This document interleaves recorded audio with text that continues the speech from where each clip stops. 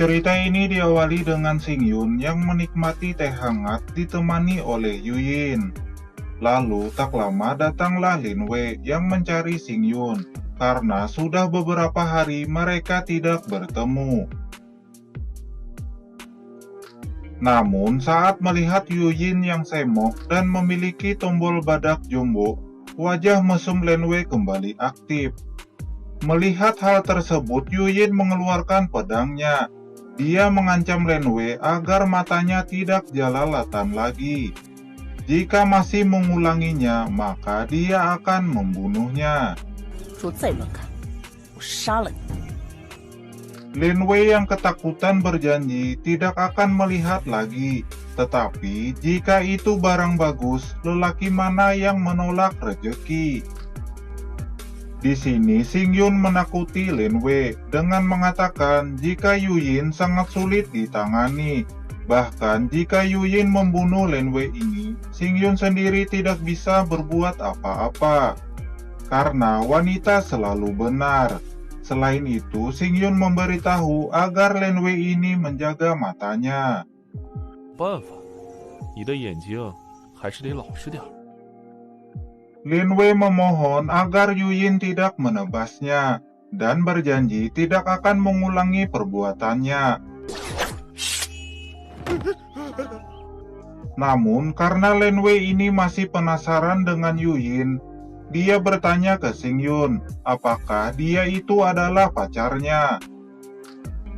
大哥，她也是你的女人。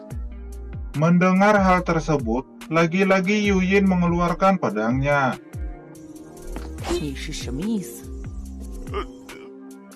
Namun karena Lin Wei ini penakut, mau menjelaskan tetap akan disalahkan karena melawan wanita. Di sini dia meminta maaf dan menampar wajahnya sendiri sebagai rasa bersalahnya. Yuyin kembali menyimpan pedangnya. Di sini dapat kita ambil pelajaran jika wanita pendiam itu ternyata mematikan. Di sini Lin Wei memberitahu Xingyun jika dia sudah melakukan semua yang Xingyun ini perintahkan. Lalu Xingyun menanyakan hasil yang Lin Wei ini dapat selama menjalankan tugas yang ia berikan. 你这几天战果如何？ Lin Wei memberitahu jika dia sudah memberikan pelajaran kepada lebih dari 30 orang anak bangsawan untuk bertobat dan selalu melakukan kebaikan. Namun di sini Lin Wei masih kebingungan karena mereka yang dia tolong ketakutan dan lari saat melihatnya, sama seperti tikus melihat kucing garong, di mana hal tersebut tidak masuk akal. 对呀，真是不可理喻。 Xingyun menjelaskan jika semua itu terjadi karena Lin Wei ini dahulunya terkenal manusia mesum kelas kakap, di mana jangankan anak-anak, nenek-nenek lewat saja pun dia lirik.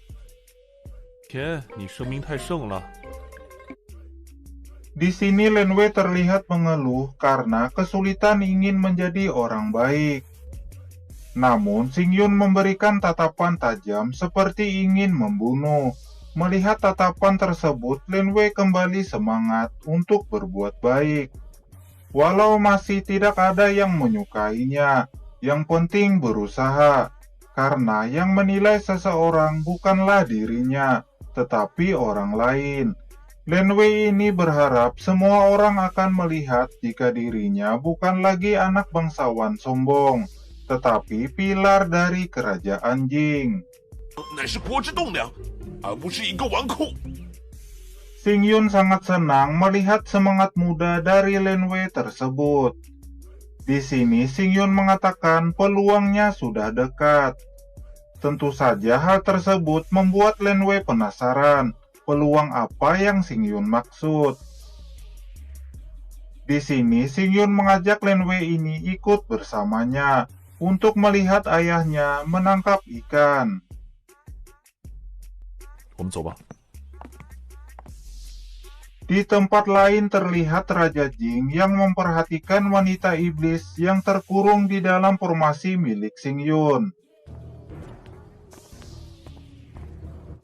Melihat Lin Wei ikut bersama Xingyun, Raja Jing ini sangat senang karena dia mengetahui jika Lin Wei sudah melakukan perbuatan baik.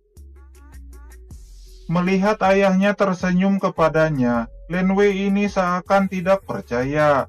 Dia merasa seperti bermimpi, karena sebelumnya ayahnya tidak pernah tersenyum ketika melihatnya. Di sini Xingyun memberi hormat kepada Raja Jing.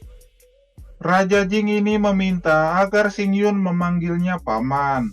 Selain itu, Raja Jing ini sangat kagum karena semenjak Lin Wei mengikuti Xingyun, Lin Wei menjadi banyak berkembang. Xingyun mengatakan jika hal tersebut seperti yang Raja Jing ini ajarkan.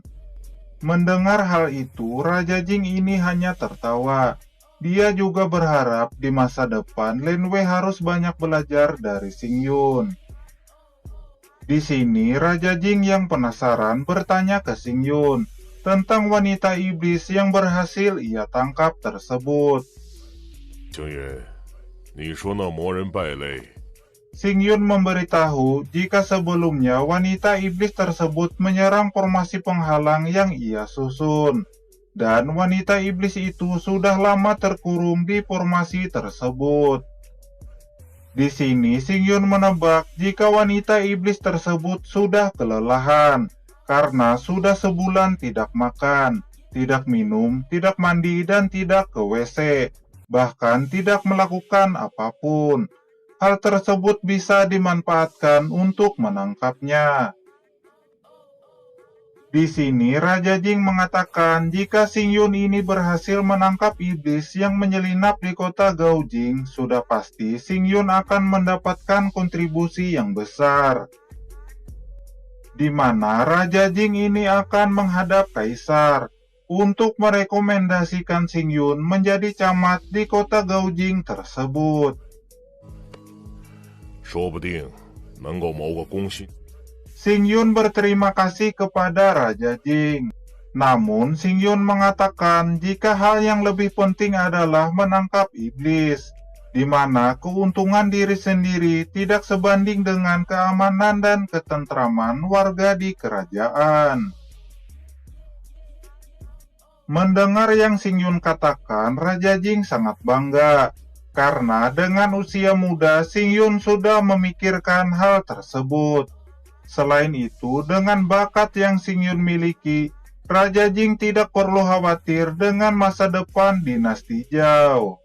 少年英才，我大周何愁？ Lalu tiba-tiba datanglah Pangeran Jokang. Melihat kedatangan Pangeran Jokang tersebut, Raja Jing sangat terkejut. Di sini, Pangeran Jokang mengatakan jika Xingyun sudah memberitahunya semua yang terjadi di tempat tersebut. Pangeran Jokang terlihat sangat marah karena wanita iblis tersebut sangat berani menyelinap ke kota Gaojing untuk membunuh. Pangeran Jokang berencana akan menangkapnya. 今日必将其擒拿。 Raja Jing memberitahu jika dia sudah menyebarkan 500 pasukan untuk mengelilingi tempat tersebut. 围成大阵，将此处团团围住。 Karena semua orang sudah berkumpul, Xingyun mengajak semua untuk memulai penangkapan wanita iblis tersebut. Di sini, Xingyun melepaskan formasi yang sebelumnya dia susun untuk mengurung wanita iblis tersebut. Wanita iblis ini menyadari banyak orang yang datang ke sana, namun hal tersebut masih belum cukup untuk mengalahkannya. Wanita iblis ini mengeluarkan kekuatan naga apinya, yang bersiap menyerang Xingyun dan yang lainnya.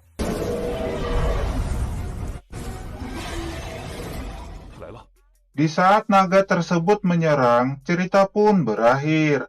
Sekian Wonderland Season 5 episode 71. Sampai jumpa di episode berikutnya. Bye-bye.